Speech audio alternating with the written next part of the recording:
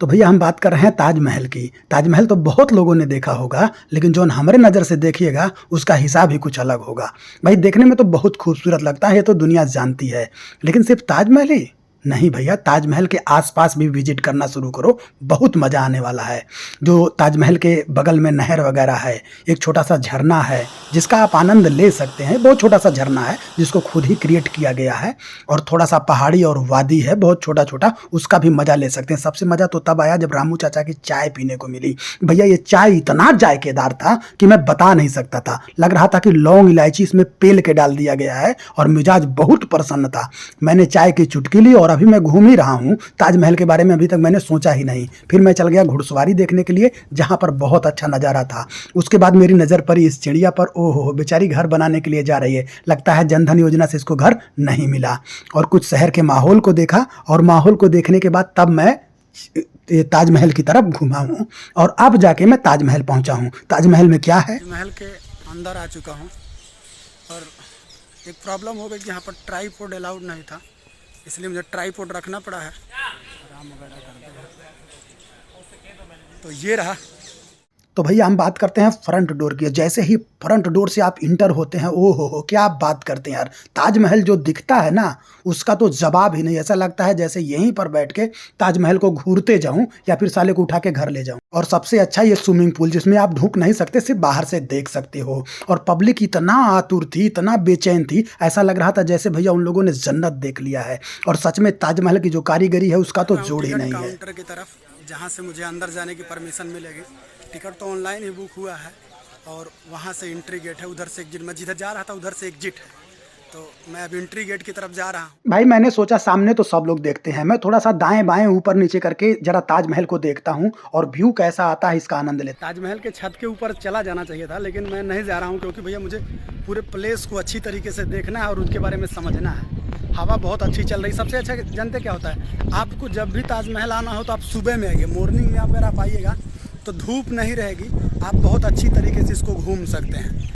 तो भाई लोग, क्या आप लोगों ने कभी सोचा है कि जब ताजमहल बन रहा था उस समय शाहजहां ने अपनी मम्मी को कितनी बार बोला होगा, या कितनी बार पूछा होगा कि मम्मी ताजमहल में पत्थर घट गए हैं, ईंट घट गए हैं, कैसे पूरा होगा। जरा इसके बारे में जरूर दिमाग लगाइएगा। दिख रहा है ये सुरंग है। ये सुरंग आपको नदी के उस पार भी ले जाता है, और दूसरा यही सुरंग दिल्ली तक जाता है।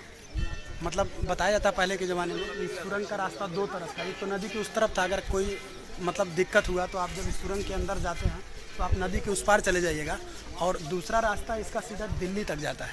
तो इस सुरंग के दो रास्ते थे। अब इसको बंद कर दिया गया कि लोग इसको देखना चाहते थे कि भैया सुरंग के अंदर क्या है, इसलिए प्रशासन ने इसको बंद कर दिया गया है।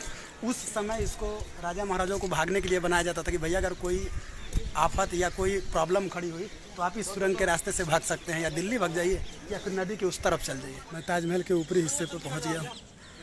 ताजमहल के पहले फ्लोर पर हूँ, अब ताजमहल के ऊपर चलने वाला हूँ।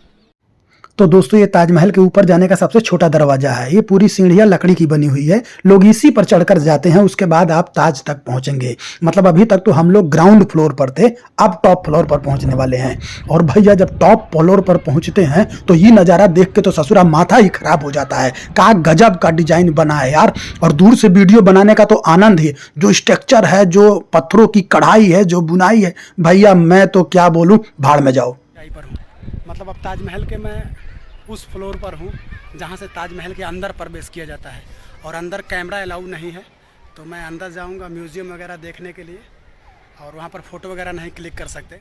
तो भैया मैं ताजमहल के अंदर जा चुका हूँ, और अंदर जाने के बाद मुझे कुछ नहीं दिखा, सिर्फ लकड़ी ठोका हुआ है। ये देखिए, ये पत्थर ठंडा है, और इसके बगल में ये जो पत्थर है गर्म है। ये इसी प्रकार से पूरे ताजमहल के ग्राउंड में लगाया गया है। एक पत्थर ठंडा है, एक गर्म है। मैं लगभग 5-7 जगहों से बैठा हूँ यही देखने के लिए। हो सकता है कि भाई कोई छाँव की वजह से पत्थर ठंडा या गर्म हो, तो मैं ये पूरा चारों तरफ ग्राउंड चेक कर लिया हूँ, सब जगह स्थिति वही है। अबे उठ जा, तुझे इंजीनियर बनने की ज़रूरत नहीं है। तो भाई लोग, अब मैं जा रहा हूँ अपने होटल, और सामने आ गया बंदर। अब मुझे यहाँ रुकना पड़ेगा, कोई और आएगा उसके बाद मैं जाऊँगा। मैं अकेले नहीं जा सकता, क्योंकि भैया मुझे बंदर से बहुत डर लगती है।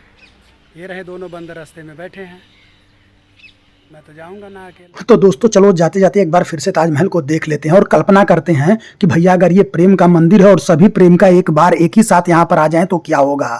के मेंटेनेंस का काम कंटिन्यू मतलब कि 365 दिन चलता रहता है, क्योंकि भैया अगर उस हिसाब से छोड़ दिया जाएगा तब तक ताजमहल चीनी मिल बन गई होती।